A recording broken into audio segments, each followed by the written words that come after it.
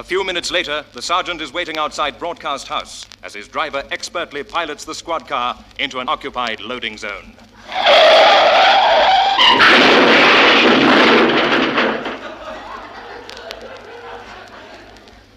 Now, away from the restraining influence of the Springbok studios, the sergeant relaxes his voice into his normal, friendly familiarity. Funny, you great steaming baboon. You went to the police driving school. Didn't you learn anything? No, Sergeant. I was the chief instructor. Well, that squad car is now right off, and I've got to get onto the track of this thief. You'd better call me a taxi. Okay, Sarge, you're a taxi.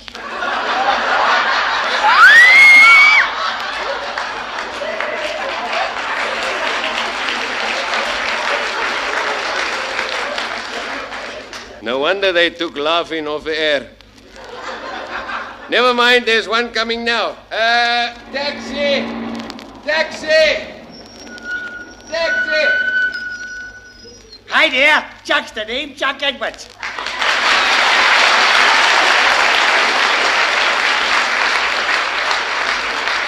Yeah, Jack Edwards, the corniest cab driver in Commissioner Street.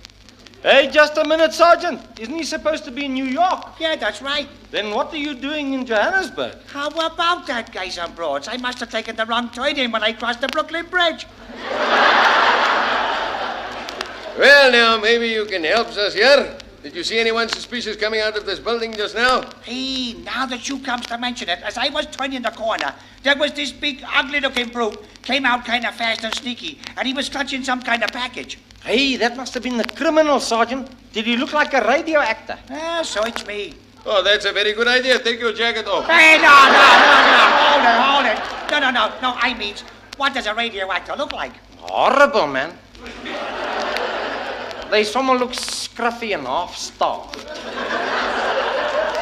Hey, hold it. That looks like the guy creeping around the corner over there. Like I said, a great, ugly-looking brute. After him, Fanny. Don't let him get away. Don't worry, Sarge. I'll bring him down with my rugby tackle. Fatum, Fanny! Hey, stop!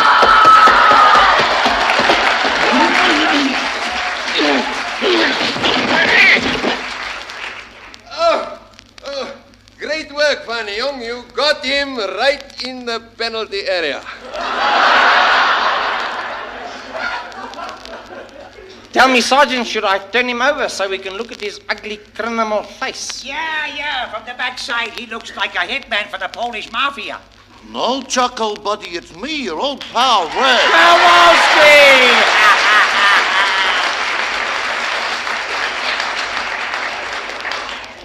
You hear that, Fanny? He's a red. You're right, Sergeant. The whole thing's a communist conspiracy. No, fellas, you got it all wrong. I ain't part of no conspiracy. I's a right-thinking, law-abiding, warm-hearted, apple-pie and mum-and-loving American Slav. Hey, that's my radio. Calling cab 19, calling cab 19.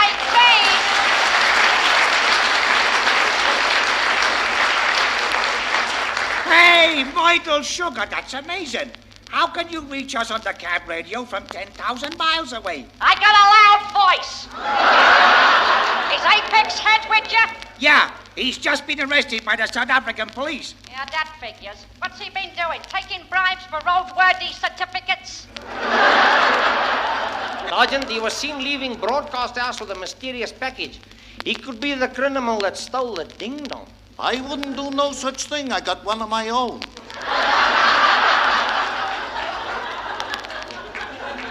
At home. All right, Fanny. Open that parcel. No, don't do it. Don't do it. Hey, look at that. It's a whole heap of magazines. Yeah, just as I suspected, this looks like a job for the Publications Control Board. This man collects pornography. I does not. I don't even have a pornograph since the needle broke. Hey, then what's with all them dirty magazines? They's dirty because they's old. They're all back numbers of True Romance and Pictures. What? I thought they stopped printing that garbage years ago. Yeah, that's right, Chuck. That's why I had to come to South Africa to get the back numbers I missed. You came 10,000 miles for that old-fashioned small sheet crud? That's right. It's the last place in the world you can still get them. They use them right here as scripts for the Springbok radio soap operas.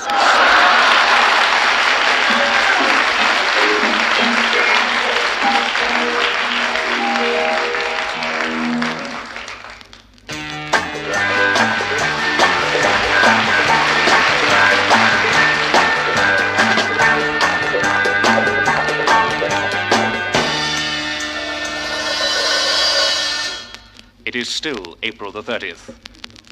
In their efforts to track down the phantom gong snatcher, so far the police have drawn a blank.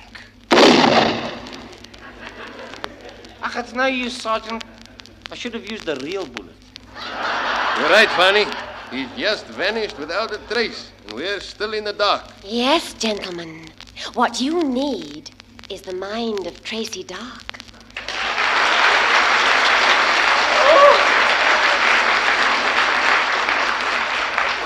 Oh, well, that's very kind of you, miss, but we hasn't got the time. Yeah, lady, this is a police matter, and in squad cars, we have to solve every case in just 30 minutes. 27 minutes, Fanny. You just now forgot the 3 one-minute commercials. But I can help you, Sergeant. I have a strange power. Sometimes everything goes cold, and suddenly it's like I'm on a line to another world. Yeah, it's what they call the cold power hotline.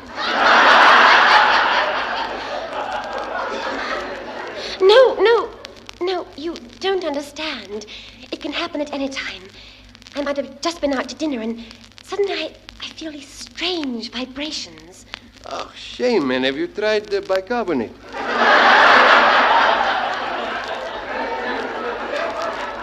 Sergeant, you're looking for a gong. You're dead right, miss. How did you know that? It sort of flashed across my mind's eye like a picture at the bioscope. Can't you see it now? No, lady, the 9 o'clock show was sold out.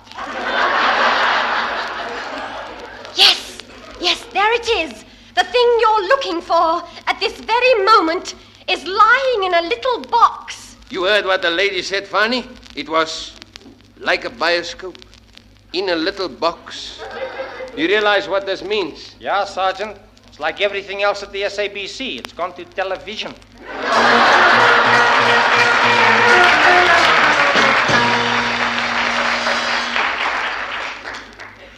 9:17 p.m.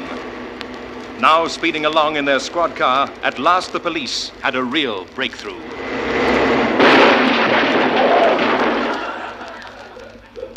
It's a funny thing, you know, Sergeant. That brick wall didn't used to be there.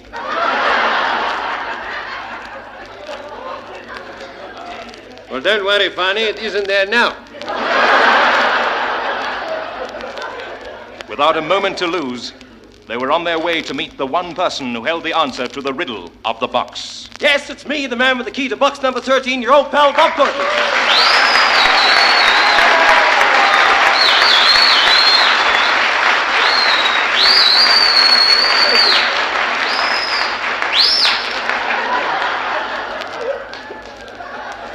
Yes, it's good to see you.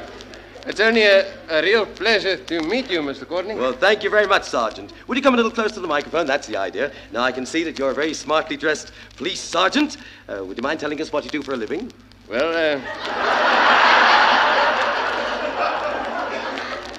Well, in my spare time, I does a bit of performing for Springbokradio. Really? In which program?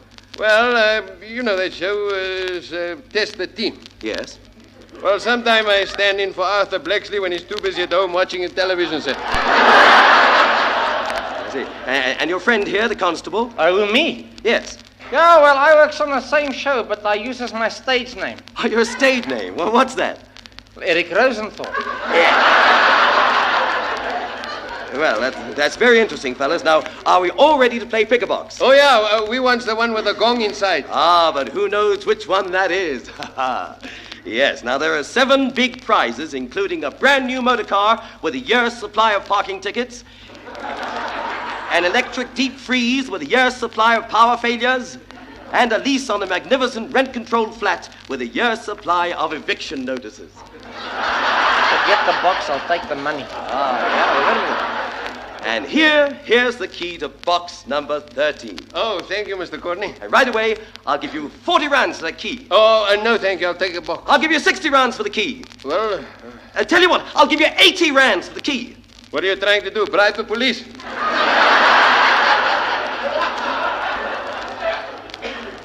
90 rand. I'll take it. What should be always put in the box?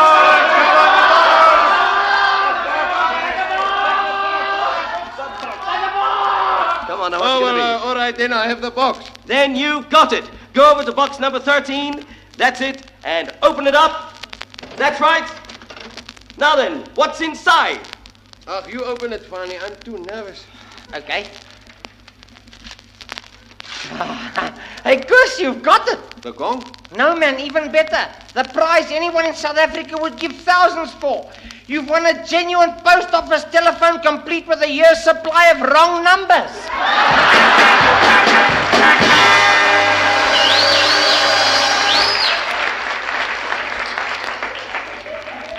At last, equipped with a working telephone, the police decided to call in on the case Springbok Radio's ace crime investigators, now prematurely retired. Your telephone's ringing, Mrs. Peel. Answer it, would you see? I'm in the kitchen grilling a few karate chops. John Steed speaking. Hello, Mother. No, I'm not your mother, man. This here is Constable Fanny Fourie of the Suid-Afrikaanse Blitspatrouille. Where's your new headquarters, Mother? Where are you calling from? Johannesburg. He's disguising his voice, Emma. I must say, I never realized Colin Fish could speak Afrikaans. This is a South African policeman. We need help from you and Mevrouw Scott. Eh? Oh, well, we'd like to be of assistance, but Mrs. Peel and I have just retired. Retired? Man, this is no time to be lying around in bed. Somebody has stolen the Springbok gong. Mrs. Peel, we are needed. Don't worry, Mother. We'll take care of it.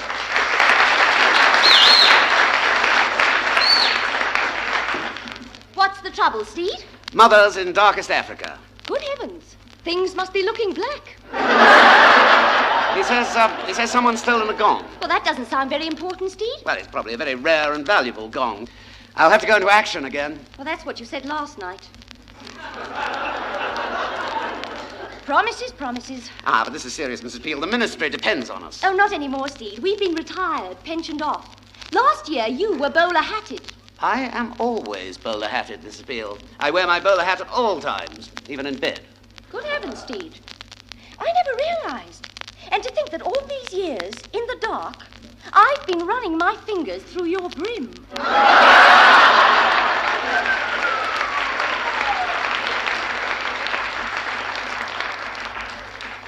Meanwhile, at the flying squad headquarters in Johannesburg, every avenue was being explored. Yeah, Sergeant, we've been right up Louis Botha and down Jan Smuts. Well, I don't know, Fanny. This is a very confusing case. As far as the flying squad is concerned, we're still all at sea. That's terrible, Sergeant. I can't swim. And so they promptly called in yet another expert, Springbok Radio's seafaring hero.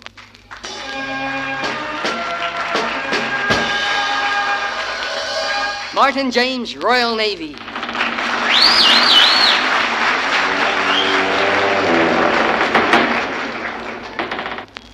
At sea, on board South African naval vessel Stinkwater, cruising in Boksburg Lake this 31st day of April, 1975.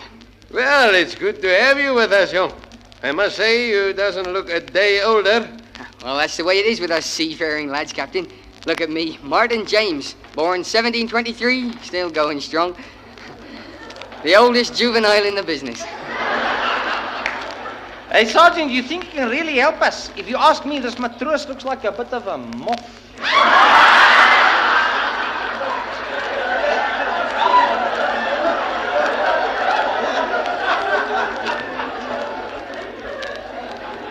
How can I be of service, Captain? Sergeant. Oh, Captain Sergeant, is it? Never mind. Our problem is that we're trying to find a valuable gong which has been stolen. Ah, pirate treasure to be sure. Oh, never you fear, Captain. We'll run out the sail and set course for the pirates' hunting grounds. The rolling waters of far-off Wemmer Pan. He must be joking. And when we find the dastardly villain, we'll string him up and hang him from the yard arm. No, man. What's the matter, Captain? In South Africa, don't you string them up anymore? But not from a yard arm. You see, in South Africa, we've all now been metricated. What a tragedy, Captain. Was it very painful? No, we use the metric system of measurements. Oh, well, in that case, we'll hang him from the meter arm. That's much better. And if in our hearts we have an ounce of courage... Wah. I mean, if in our hearts we have 28 grams of courage, we will pursue this weighty matter. No. You can't say wait anymore. We'll pursue this massy matter. Recht. And bring home the treasure, proudly flying the flag of victory as we sail bravely round the Cape Point. Wrong. As we sail round the Cape Comma. Right.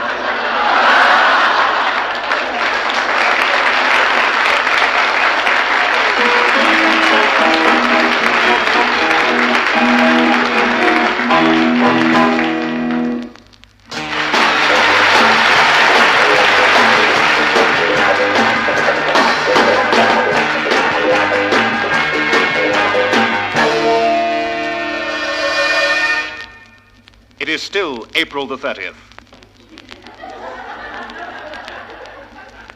9:21 p.m. The good ship Stinkwater cruised out of Boksburg Lake, but came to grief in the treacherous currents and jagged rocks on the airport freeway.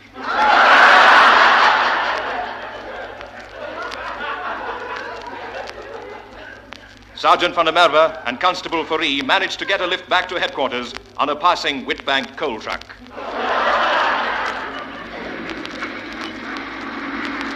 Look at you, funny man. You're a disgrace to the force. Your face is covered with coal dust. Yeah, you do, Sergeant. Hey, you realize what this means? No, what does it mean?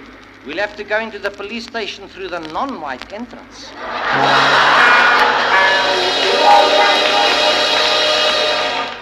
2 hours later, at police headquarters, another crime is being reported. Within 20 minutes, squad car 007 was on the spot, knocking at the front door. You know, Sergeant, I don't like the way this car is knocking.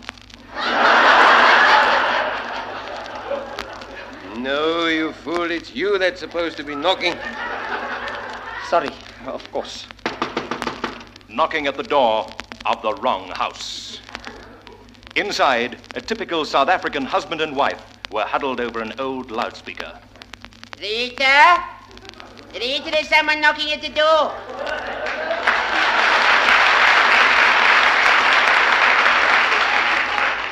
Yes, George, I know. Why don't you answer it, Rita? Oh, George, why don't you go for a change? All right, Rita, I'll go for a change. I'll go and change into my pajamas. Well, not yet, George. We're not going to bed for a bit. For a bit of what, Rita? For a bit of anything. All right, I'm coming. Yes? We're from the flying squad. Yeah, both of us. Well, you're wasting your time. We're not bothered with flies. We're looking for a house where they've had a robbery. Oh. Rita? Yes, George? Rita, the man says we've had burglars. No, George. But don't just stand here, Rita. Fetch the police. Perhaps you'd better look round, sir. Not me. Rita looks around. She can't help it. She was born that way. I'll take a look, Sergeant. Don't you take anything. Rita, you better check all the rooms and see if anything's missing. We've got a lot of valuable furniture here. All right, George. I'll look in the bedroom. Is everything there, Rita? What's in the bedroom? One bed. What's in the lounge, Rita? Just one chair, George. What's in the kitchen? Only the kitchen table. One bed, one chair, one table. Now it's all there.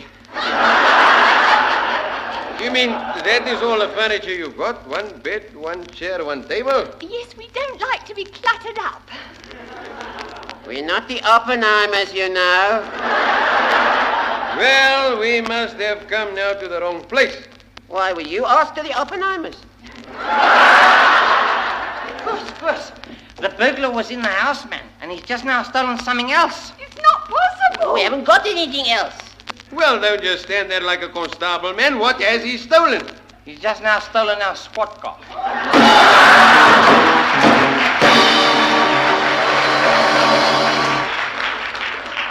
Fortunately, in this crisis, help was close at hand.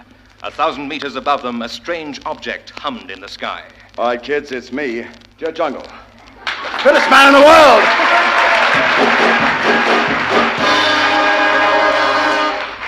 Yes, Jet Jungle, the battling crusader with a heart full of courage and a pot full of porridge. Together with his companions, Professor Villetti and the beautiful Samantha Muller, at this very moment, Jet Jungle is facing the most dramatic adventure of his career. Spaghetti? Come here, quickly. Sam, have you heard the news?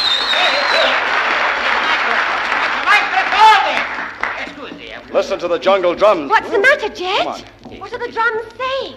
I'll translate for you, Sam. It says the world at 7 p.m. Victor Makiswansa reporting. Yeah. Right.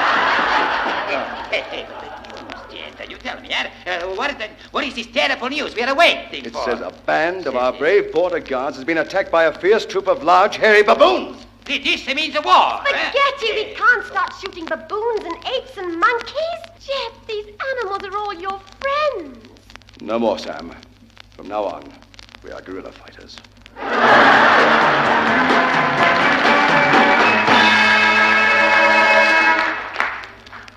Within a few hours, Jet, Sam, and the Professor had landed their vertijet in the middle of the jungle. Then suddenly, from behind the dense bush, there was a strange sound.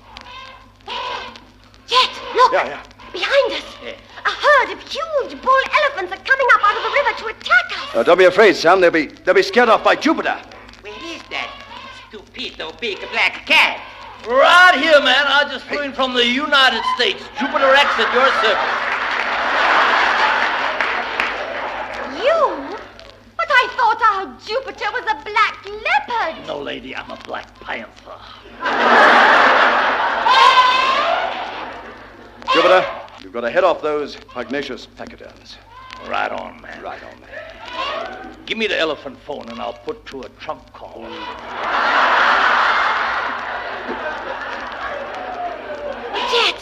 Jet, what I don't understand is why these creatures should suddenly come up out of the river and start to attack human beings. Like it's part of our training program, man. That's what I was sent here to organize. I want to tell you, Sam, I don't like the way this guy's acting. Cool it, man. You're no Roger Moore yourself. What's the matter, Jet? What's wrong? Well, apart from the fact that he's getting all the laughs, I don't believe a word of his story. Now, Jupiter X, you listen to me, mate. Yeah, I'm all ears, man. Oh, I know you should see a plastic surgeon, but, no, you can't fool us. We know your job is to stir up the subversive elements across the Zambezi. We know it is. Oh, man. I thought they said the submersive elephants. Oh. And furthermore, he's also concealing something up his jumper. I can see what it is. Well, really? It's this. We got it. Oh! Aha! The missing Springbok radio gong. All right, fellas, I confess. I took it. But why? Who needs a gong? Well, it's like this, fellas. I wanted to practice at home with it. You see, I've always had this secret passion to be an announcer. I've always wanted to go... You are tuned to the national network of Springbokradio. Thank you. Leave your name and number. We'll let you know. Hey, man, I've only just started. Wrong, you've just finished, and so is this program, nearly as we wind up with our popular feature, Going for a Gong. Tonight we're going for a final gong with the voices of just about everybody, so I'm passing the word Springbok to Bob Courtney. Thank you, Donald. And as you all know, I only remember the old songs. So here's one that's been the theme tune of Springbok Radio for 25 years. Could I have a C7th, please, Professor? Oh, isn't that beautiful? 1, 2, 3, 4. Thanks to Springbok Radio, we earn an honest run. selling soap and salad oil throughout this sunny land. Everybody now, news is always impartial, nothing too controversial, just let's keep it commercial. Springbok life is grand.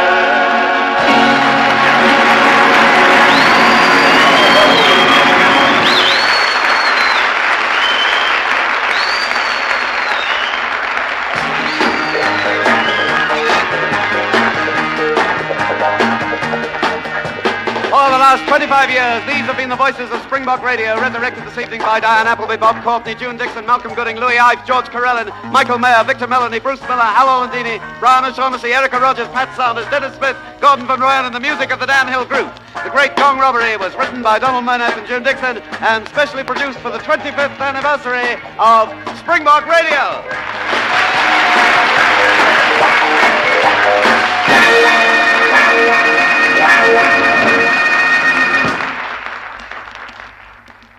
Our program is drawing to a close, and so I'd like to invite our producer, Pierre Lowe, to come to the microphone. Thank you, Peter. Ik wil op mijn beurt weer iemand anders vragen naar de microfoon te komen. Die hoofd van Springbokradio, meneer Jack Siebert.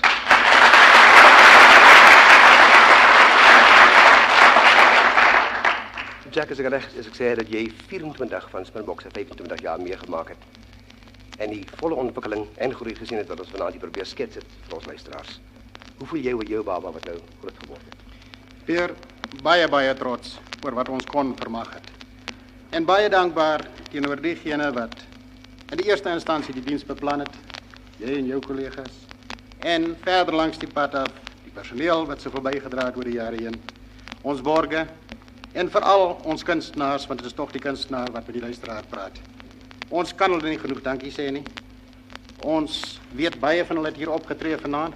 Ons dink ook aan die baie wat nie hier opgetree het nie. En ons sê vir hulle almal baie dankie. Verder, 'n baie spesiale woord van dankie aan ons luisteraars. Dit is julle wat Springbok Radio die grootste diens in Suid-Afrika gemaak het. Ons kan nie genoeg dankie sê nie. En wat van die toekoms van Springbok Radio, Jack? Well, I think the future is pretty clear for us, Pierre. Springbok Radio will remain your station for brighter broadcasting. And for fun? Keep listening to Springbok Radio.